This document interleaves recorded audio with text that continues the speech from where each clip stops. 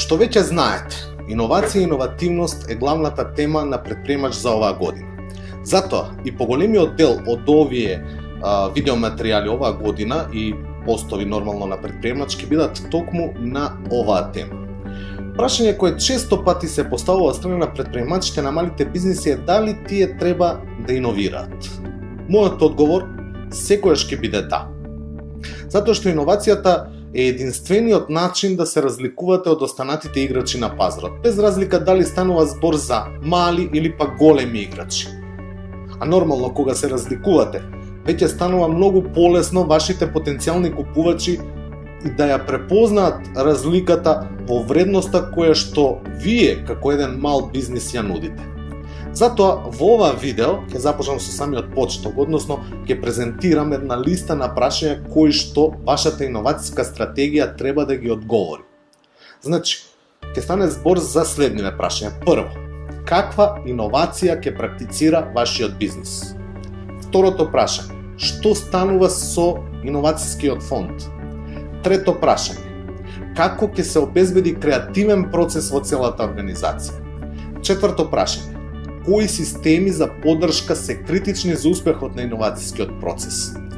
И пето прашање е кои клучни индикатори ќе ги следиме за да знаеме дали еден иновативен процес е успешен или неуспешен. Па ајде да ги разгледаме одговорите.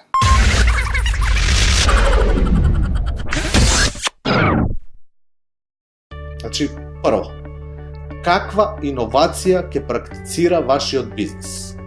Прво мора да ви биде сосема јасно на што точно ќе го насочите вашиот главен фокус кога станува збор за иновации во вашиот мал бизнес. Дали ќе стане збор за иновација во однос на производи или услуги, или пак иновација за технологија која се користи во вашиот бизнес, или пак едноставно иновација во самиот бизнис модел преку иновација на пазар, иновација на односи со купувачи, иновација на самата комуникација со купувачите кои што ја изведувате, иновација на каналите на дистрибуција или пак со еден збор кажано иновација во самите процеси во вашата компанија. Понатаму, иновацијата може да биде радикална, разорна иновација, како сосема нов производ за сосема нов пазар, но може да биде и инкрементална, односно постојана иновација како што е, например, постојано подобрување на производот или услугата. Значи, вашата иновацијска стратегија мора да биде доволно јасна за тоа каков вид на иновација вашиот бизнис ќе практицира.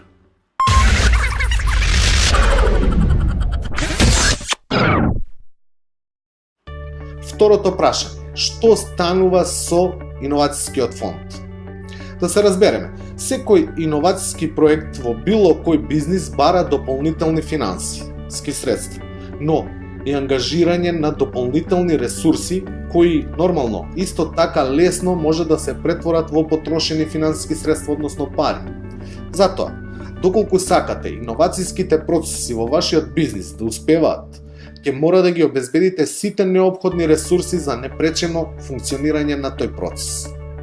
Најдобар начин е уште во самата стратегија да дефинирате специфичен иновацијски фонд, но и како тој фонд ќе се полни или празни од страна на вашата компанија.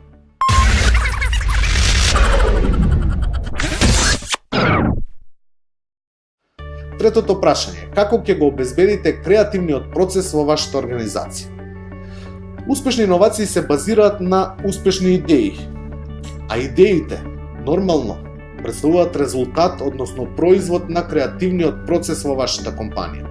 Мора да ви биде сосема јасно дека без идеи за иновации, процесот воопшто нема да може ни да започне да се реализира.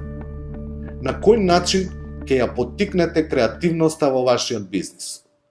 Ова е многу важно прашање и одговорот на ова прашање мора да биде содржано во вашата иновацијска стратегија.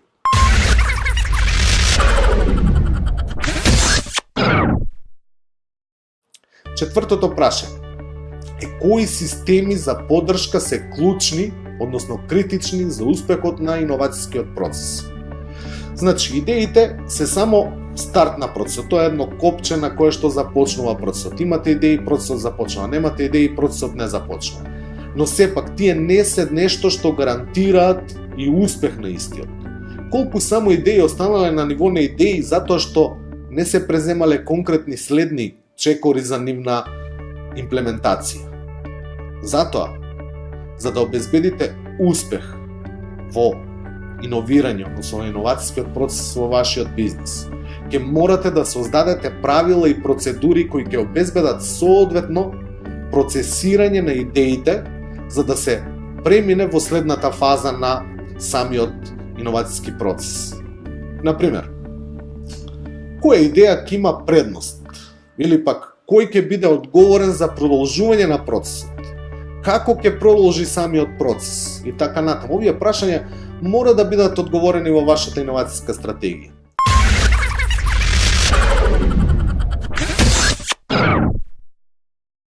И петото прашање е кои клучни индикатори ќе ги следите за да знаете дали еден иновативен процес е успешен или неуспешен. Мора да имате индикатори кои ќе ги следите и анализирате едноставно, за да знаете како вашиот бизнис се движи нанапред. Да бидеме јасни, не постои идеален процес. Па нормално не можеме да очекуваме дека и вашиот, и особено од прв пат, дека ќе биде идеален и без грешки. Толку вашата стратегија содржи јасни индикатори кои ќе се следат лесно, ќе можете да ги воочите сите слабости на процесот, но и на системите кои служат како поддршка на самиот процес. Тоа пак, од друга страна, представува основа за подобрување, односно една нова иновација во вашиот бизнис. Тоа би било се за ова видео на предприемач. Се гледаме во некои од следните видеоматеријали во кои подетално ќе ги разработиме овие прашања. Довидување!